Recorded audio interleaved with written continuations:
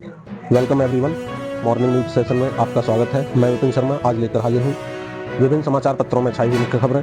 तो बिना देर किए हुए करते हैं पहली खबर से शुरुआत। प्रदेश में है 978 केंद्र, एक दिन में कैसे होगी आरओ एआरओ परीक्षा। केंद्र निर्धारण में संशोधन नहीं हुआ तो परीक्षा कराने में फंसेगा पेच। छात्रों को अब समिति की रिपोर्ट पर आयोग के निर्णय का इंतजार है। अभ्यर्थियों ने गिनाए 2 दिन की परीक्षा के नुकसान और 1 दिन की परीक्षा के फायदे। साथ में अभ्यर्थियों के आए हैं कुछ सुझाव।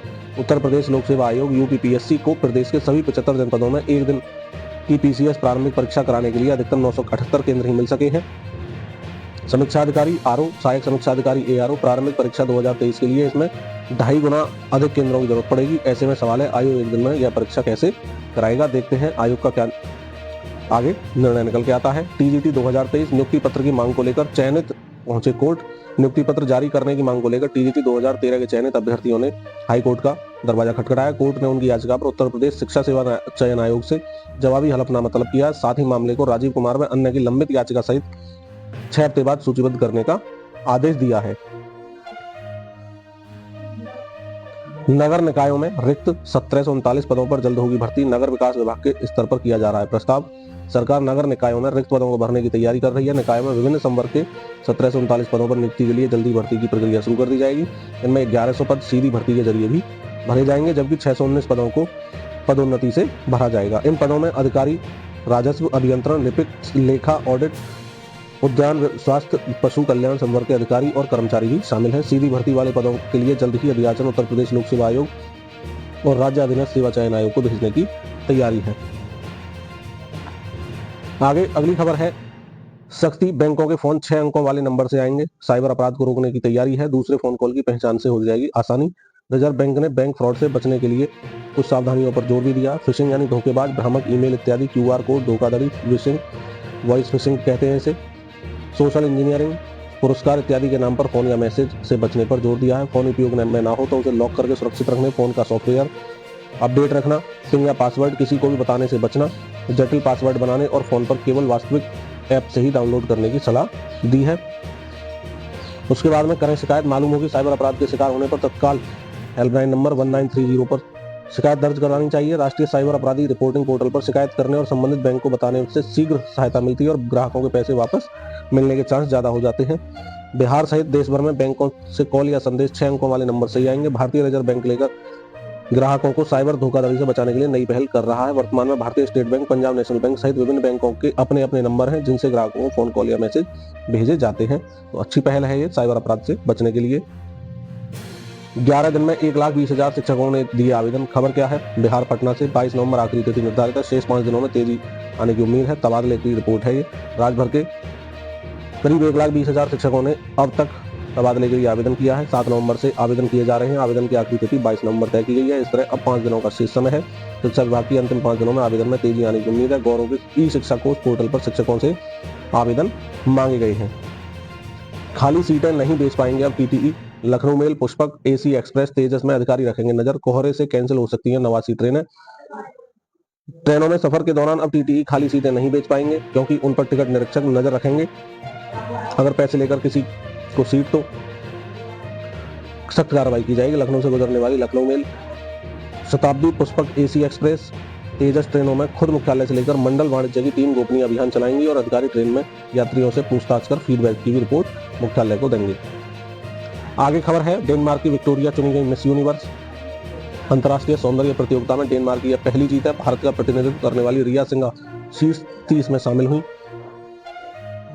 डेनमार्क की विक्टोरिया कजेर-थीलविंग वर्ष 2024 की मिस यूनिवर्स चुनी गई हैं। यह डेनमार्क की अंतर्राष्ट्रीय सौंदर्य प्रतियोगिता में पहली जीत है। प्रतियोगिता का 73वां संस्करण शनिवार रात मैक्सिको सिटी एरेना में आयोजित किया गया था, जिसमें 120 से अधिक प्रतिभागियों ने हिस्सा लिया था।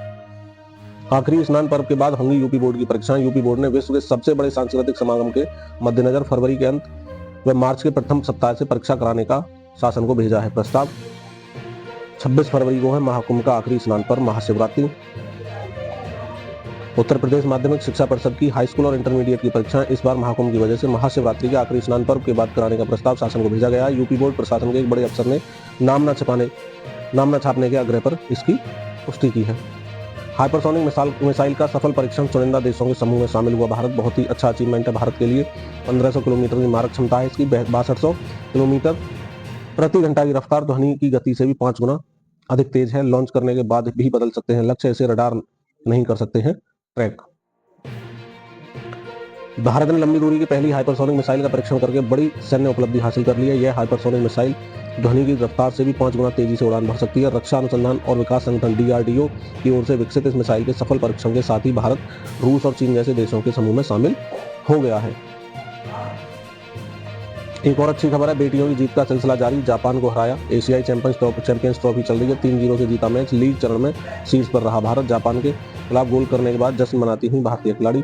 सेमीफाइनल लाइनअप हो चुका है, भारत बनाम जापान और चीन बनाम मलेशिया। दोनों मैच जो हैं वो मंगलवार को होंगे। गत चैंपियन भारत ने रविवार को महिला एशियाई champions trophy ACT hockey tournament के अंतिम लीग मैच में जापान को 3-0 से हराकर जीत का सिलसिला जारी रखा है। मेजबान टीम पहले ही सेमीफाइनल में जगह बना चुकी है और अब लीग चरण में शीर्ष पर रही ओलंपिक रजत पदक विजेता चीन 12 अंक लीग चरण में दूसरे स्थान पर रहा है। 5 मैचों में 5 जीत के साथ भारत के 15 अंक हो चुके हैं। प्रधानमंत्री मोदी को नाइजीरिया का राष्ट्रीय सम्मान, दोनों देशों की दोस्ती को किया समर्पित। Grand commander of the order of the niger पुरस्कार पाने वाले महारानी एलिजाबेथ के बाद दूसरे विदेशी बन चुके हैं। प्रधानमंत्री नरेंद्र मोदी को नाइजीरिया के राष्ट्रपति बोला अहमद टिनुबू ने देश के दूसरे सर्वोच्च राष्ट्रीय पुरस्कार grand commander of the order of the niger से सम्मानित किया। पीएम मोदी यह सम्मान पाने वाले दूसरी विदेशी हस्ती हैं। इससे पहले ब्रिटेन की महारानी एलिजाबेथ को यह 1969 में मिला था। 10वीं 12वीं को छोड़ सभी स्कूल बंद, घर से काम की सिफारिश हो चुकी है। खबर है दिल्ली का AQI 457 ग्रैब का चौथा चरण लागू हो चुका है। आवश्यक सामान की ढुलाई सेवाओं में लगे BS4 और BS6 ट्रकों को छूट हो जाएगी। इसमें सरकारी व निजी दफ्तरों में 50% कर्मचारियों से वर्क फ्रॉम होम की सिफारिश की गई है। राज्यों को ऑड इवन लागू करने की भी छूट दी गई है। निर्माण और विध्वंस पर भी रोक लगाई गई है। दिल्ली NCR के इलाके प्रदूषण के खतरनाक स्तर के चलते गैस चैम्बर में बदल गए हैं। लोग जहरीली हवा में सांस लेने के लिए मजबूर हो गए हैं। इसे देखते हुए दिल्ली NCR में graded response action plan grab की चौथे चरण की पाबंदियां लागू कर दी गई हैं, जो सोमवार सुबह 8 बजे से प्रभावी हो जाएंगी। आगे अब जो रोजगार की तलाश में उनके लिए कुछ पद हैं, कुछ जगह हैं, जैसे SIDBI में 72 ग्रेड A और ग्रेड B के पद हैं। शैक्षणिक योग्यता है किसी मान्यता प्राप्त विश्वविद्यालय संस्थान से ग्रेजुएट और अन्य समकक्ष योग्यता। आवेदन के लिए आप SIDBI.in पर सर्च कर सकते हैं। UPSSC में स्वास्थ्य कार्यकर्ता महिला पद हैं 5272। अंतिम तिथि 27 नवंबर 2024। किसी मान्यता प्राप्त विश्वविद्यालय या संस्थान से अधिसूचना में वर्णित वांछित योग्यता। UPSSC.gov.in पर बाकी जानकारी के लिए आप सर्च कर सकते हैं। 18 रिसर्च एसोसिएट एवं अन्य पद हैं। 27 नवंबर 2024 की भी लास्ट डेट है और इसमें मास्टर या उसके समकक्ष योग्यता मांगी गई है। DRDO.gov.in पर बाकी जानकारी के लिए आप सर्च कर सकते हैं। OSSC 6025 टीचर के पद हैं। 29 नवंबर 2024 लास्ट डेट है। किसी मान्यता प्राप्त विश्वविद्यालय या संस्थान से संबंधित विषय में ग्रेजुएट या समकक्ष योग्यता। अधिक जानकारी के लिए OSSC.gov.in पर सर्च कर सकते हैं। अगली खबर है क्रिकेट से। रोहित शर्मा पहले टेस्ट मैच से बाहर। तेज गेंदबाज जसप्रीत बुमराह करेंगे टीम की अगुवाई। KL राहुल ने रविवार को नेट पर बल्लेबाजी की, जिससे उनकी फिटनेस को लेकर चल रही चिंताएं दूर हो गई, जिससे संकेत मिलता है कि ऑस्ट्रेलिया के खिलाफ पहले टेस्ट में पारी का आगाज करने के लिए तैयार है, क्योंकि भारतीय कप्तान रोहित शर्मा अपने नवजात शिशु के साथ समय बिताने के बाद एडिलेड में ही टीम से जुड़ेंगे। भारतीय कप्तान रोहित शर्मा की अनुपस्थिति में तेज गेंदबाज जसप्रीत बुमराह टीम की अगुवाई करेंगे। 5 टेस्ट की श्रृंखला का पहला मैच 22 नवंबर से, दूसरा टेस्ट 6 दिसंबर से एडिलेड में खेला जाएगा। तो आगे शिक्षकों के सेवा संबंधी मामले लटकाने पर नपेंगे अफसर। लंबित मामलों की प्रतिमाह होगी समीक्षा। शिक्षकों की सेवा संबंधी लंबित मामलों की शासन प्रतिमाह समीक्षा करेगा। जिस स्तर पर ऐसे प्रकरण लंबित होंगे उनके लंबित होने का कारण पूछा जाएगा। अगर जवाब संतोषजनक नहीं मिला तो ऐसे अधिकारी के खिलाफ कड़ी कार्रवाई की जाएगी। शासन ने स्कूल शिक्षा महानिदेशक को ऐसे अधिकारियों को चिन्हित कर उनकी पूरी सूची भी 15 दिसंबर तक तलब की है। 7500 मामले वर्तमान में विभिन्न अदालतों में लंबित पड़े हैं। बहाली पर भी लाभ नहीं दिया जा रहा, एरियर का भुगतान रोका जा रहा है और वेतन वृद्धि भी रोकी जा रही है। यूपी में 25% तक सस्ती बिजली देने की तैयारी चल रही है। पीक आवर में बिजली की खपत कम हो सके इसलिए बनाई जा रही है कार्य योजना। 2.5 से 3 रुपए प्रति यूनिट की दर से सोलर बिजली खरीदते हैं बिजली कंपनियां। 8 से 10 रुपए तक प्रति यूनिट की दर से पीक आवर में खरीदनी पड़ती है। वही यूपी में सौर ऊर्जा का उत्पादन बढ़ने और स्मार्ट मीटर उपभोक्ताओं के परिसर में लगने से सस्ती बिजली देना आसान हो जाएगा। उपभोक्ताओं को सिर्फ शाम 6 से रात 10 बजे के बीच बिजली के अधिक उपभोग से बचना होगा। नरेंद्र भूषण जी हैं अपर मुख्य सचिव ऊर्जा के। और खबर है उत्तर प्रदेश से। हमला, रूस ने यूक्रेन पर 210 मिसाइल ड्रोन दागे, पीएम नेतन्याहू के घर पर फिर हमला हो चुका है। रूस ने रविवार तड़के यूक्रेन के ऊर्जा संयंत्रों को निशाना बनाते हुए घातक किया। रूसी सेना ने 120 मिसाइल और 90 ड्रोन दागे। यूक्रेन के राष्ट्रपति वोलोदिमिर जेलेंस्की ने इस हमले की निंदा की है। इजरायली प्रधानमंत्री बेंजामिन नेतन्याहू के सीजेरिया आवास पर शनिवार देर शाम हमला हुआ। सुरक्षा एजेंसियों ने कहा कोई नुकसान नहीं है। नेतन्याहू के निजी आवास पर 2 फ्लेयर्स आग के गोले दागे गए थे जो घर के आंगन में गिरे। हमले के वक्त पीएम या परिवार का सदस्य कोई भी घर में मौजूद नहीं था। आगे खबर है क्रिकेट से। राहुल पर्थ में करेंगे ओपन, जसप्रीत बुमराह बने कैप्टन। बीसीसीआई ने वीडियो शेयर कर केएल के फिट होने की दे दी है जानकारी।